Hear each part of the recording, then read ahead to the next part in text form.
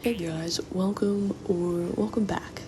I just want to start off this video by saying that this footage and this painting is old. As you can see, I'm a baby. Look at me working hard. I need to free up phone storage so I can make more videos, so I'm trying to use up all my stock footage. I will have chapters, and you can check those out, or you can stick around and listen to me ramble. Today, we tackle public enemy number 1. No, not Mr. Beast. Art block. Okay, come on. The best art advice I have ever received. And I'm going to be honest, I'm going to be 100% see-through, transparent. I can't speak. You're basically getting, like, my 3D professor's lecture, but it was, like, super insightful to me.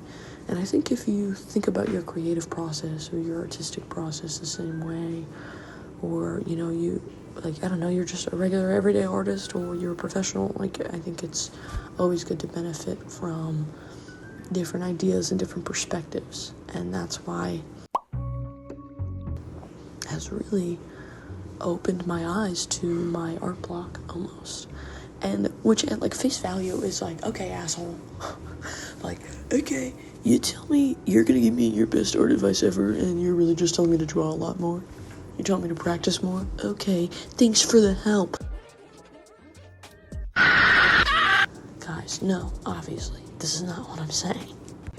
I'm going to try and explain this in the best way possible. So if you have experienced this before, you know what I'm talking about. If you haven't, don't worry. Hopefully you can take the moral of the story and it won't, be too complicated. Hopefully I don't explain it horribly, but like when I was a kid, right, I would find any way to make art.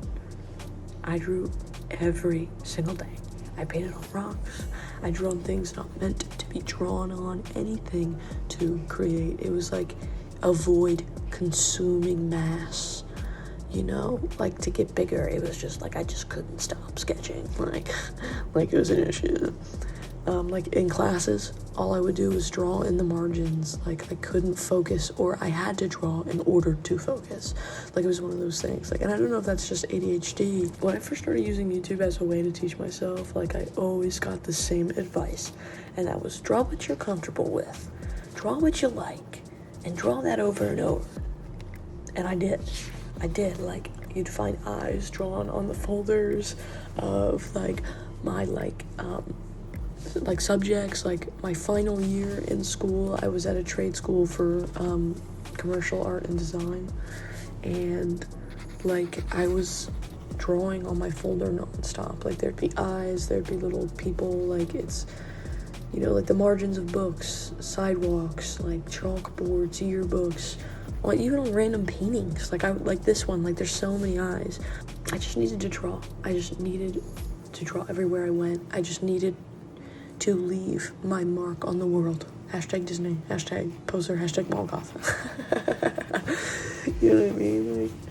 I don't know, maybe so I wouldn't be forgotten. Maybe it was like a fear of just not being anything or not amounting to anything, or maybe like it was like something I had to prove to myself that I was an artist, or prove to other people that I was an artist. Like really what I learned in that class is like iteration.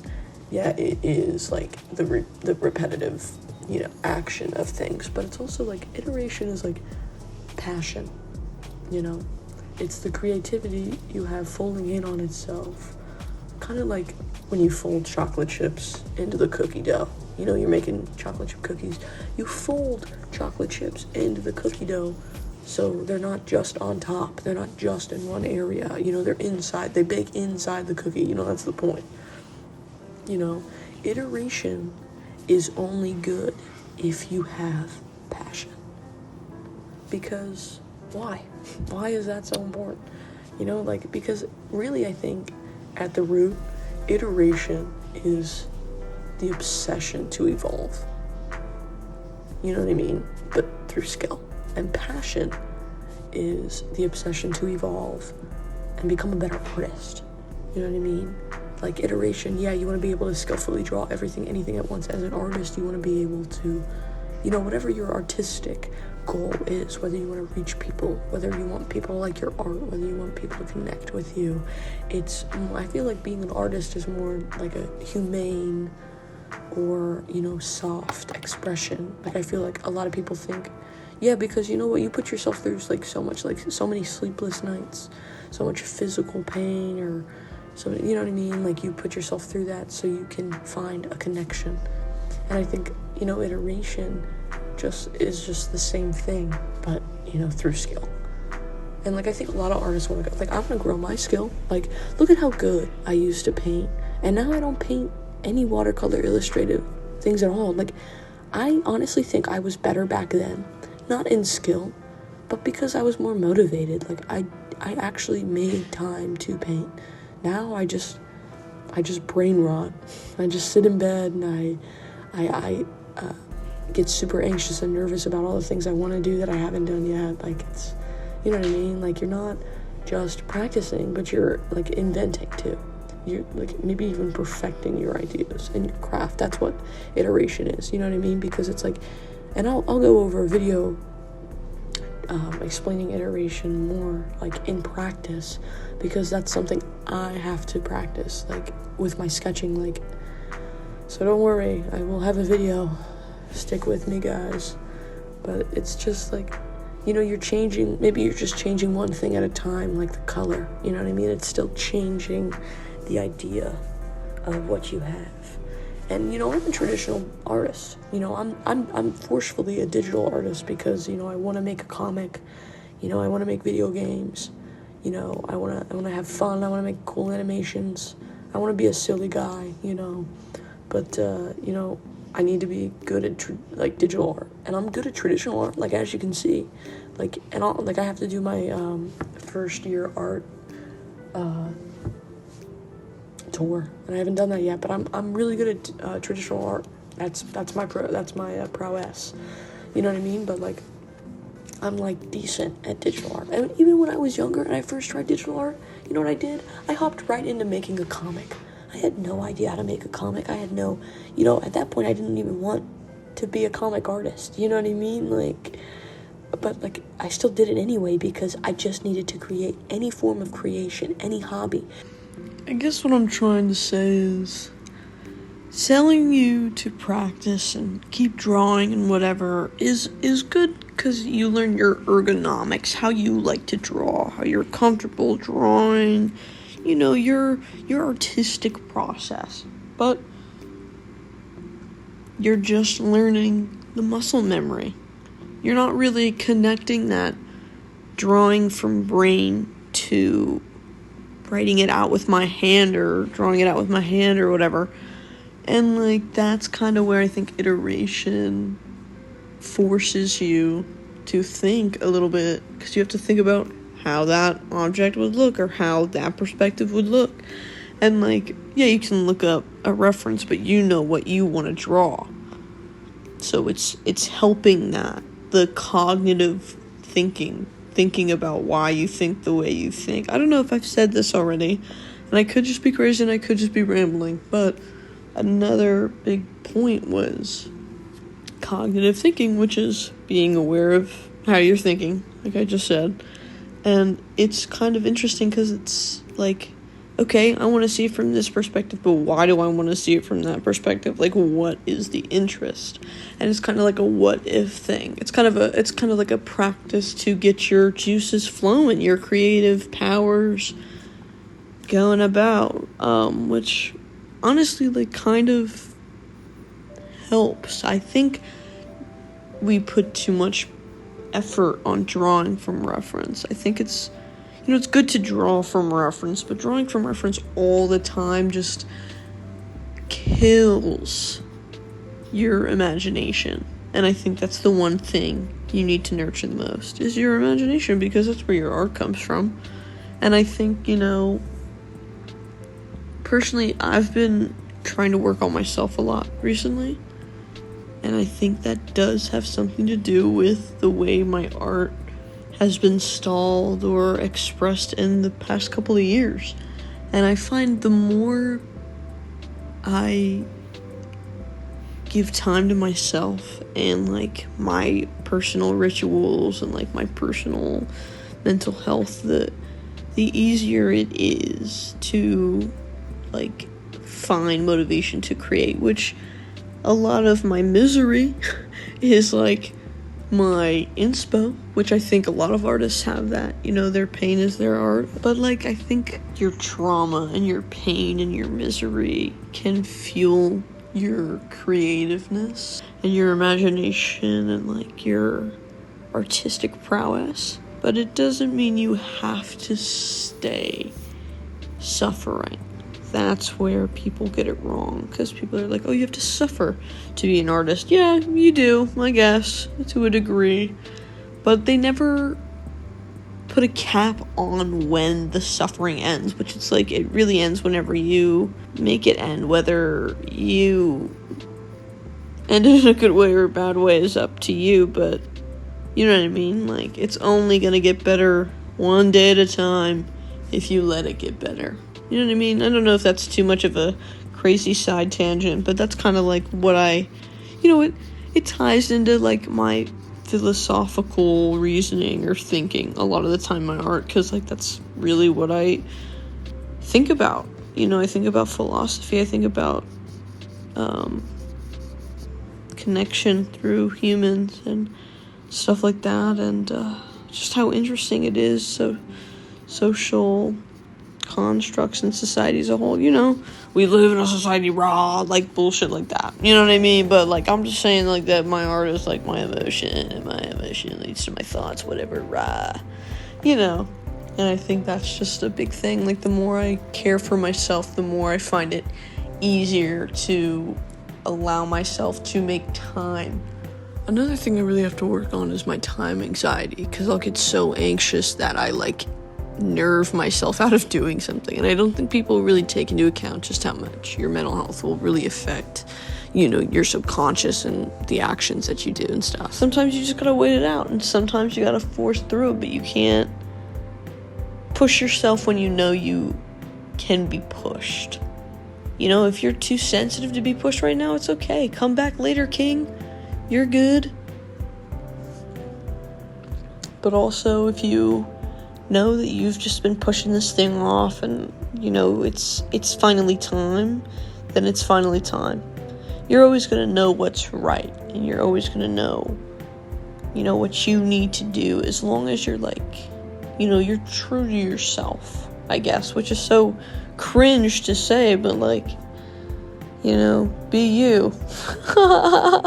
Which is insane. That's crazy to say with a straight face, but I guess that's kind of, you know what I mean? Because your mind is so intricate, and nobody's ever going to, you know, get 100% of that, which is insane. We're all completely different people with all completely different pathways in life, but there's so many similar situations. There's so many similar emotions. Empathy is a big thing. A lot of my art expands on, you know, either empathetic notions or things that I've gone through, you know what I mean? So, like, I like exploring what empathy looks like. I like exploring what grief looks like, stuff like that. A lot of people do. It's not new, you know, but that's just one thing. I just think the biggest thing is knowing what you want to convey and experimenting with that idea until there is literally nothing else you can do with it. And even then, that's a lie, because you can always change, you can always add, you can always evolve. There's a quote that I think everybody needs to hear. It is, you can either hate yourself to change or love yourself through evolution. And, you know, hopefully one day you will be able to be calm with yourself and be calm with your art and get that balance in every aspect of your life. And I think that's a big thing of what art is. Art is a way to keep you grounded. And I think if, you know, and what even is art? I think that's the real, I don't even know what I'm trying to say, but I know that you get it. So I'm just going to move on. But I hope that helped you. I hope you relate. You know, let me know your thoughts in the comments, and maybe we can all talk in the comments about our experience. But now I'm so sorry. It's that time of the video where I pick your brain about what this piece is about and blah, blah, blah, blah. Trivia night info! Let's go. Okay, so I painted this illustration about 2 or 3 years ago. So it's fairly recent. I haven't done a lot of illustrative, like, stylized pieces for myself in a while, just because of school and, other things that are out of my control. But that's basically what this is. This is one of my many watercolor illustrations showing you my style, what I like to draw. I like to draw ghoulish people, all varieties. This is just a self-portrait, actually. I used to have orange hair, forgive me. But this is basically, it is, I struggle a lot with my mental health. I have BPD, and I also have, like, paranoid schizophrenic. Like, I think people have put cameras in the house to watch me type, like, psychosis, issues. So, TMI, guys, sorry. But, so there's all these eyes looking in, like, there's a bunch of anxiety. I wanted it to feel dark and grim. I wanted it to feel dusty and, like, suffocating, like closed quarters. I wanted it to feel like you gotta watch over your shoulder, you know what I mean? Like, the hands I kind of added in the sketch because I felt like the composition was boring. Like, just one person in front of a background with, like, not even a real pattern, like, okay, whatever. But they kind of look cool and I don't regret it. So it's like, oh, like, this ominous figure is presenting in the clouds of this smoke and fog and smog. What is this? Rah! So, stuff like that. And I don't know, the eye bags and the bruising under the eyes for, like, not having any sleep. At that point, my insomnia was actually really bad. Now, like, the meds I'm on, they actually help me sleep. And by they help me sleep, I mean they forcibly put me out like a bear. They're like horse tranquilizers. But I wanted it to have that feel. I wanted to have, you know what I mean? I just wanted it to be a little spooky, a little weird, a little odd. And I love using muted colors. So I just like to goof around sometimes. If I don't really have, like, a real plan or notion, I'll just keep adding and adding and adding. And that's something I also have to work on, because sometimes that's good and sometimes that's how you ruin a piece. So you just got to be careful with that. But that's pretty much what this is. And it's so funny because when I drew this, I did not know that I was drawing a self-portrait or that I was doing anything of the sort, because I was just drawing how I felt. And I was like, let's draw this character, blah, blah, blah, blah. I didn't really have orange hair. I had, like, pink in my hair, and it turned orange because I was an emo, But, man, I did such a good job filming this. I should, like, look at this. Look at the little, wow, so many little details. I suck at being a YouTuber now. But let me know if you guys liked it, the painting and the tips, and leave a comment, subscribe, just let me know what you're feeling, if you feel the same, if you don't feel the same, if you think I'm crazy. Oh yeah, and here's what it looks like now. Obviously, a couple years later, it's matted. I matted it for an art show. So those are my tips. So enjoy your day or night or evening or morning. I don't even know. But later.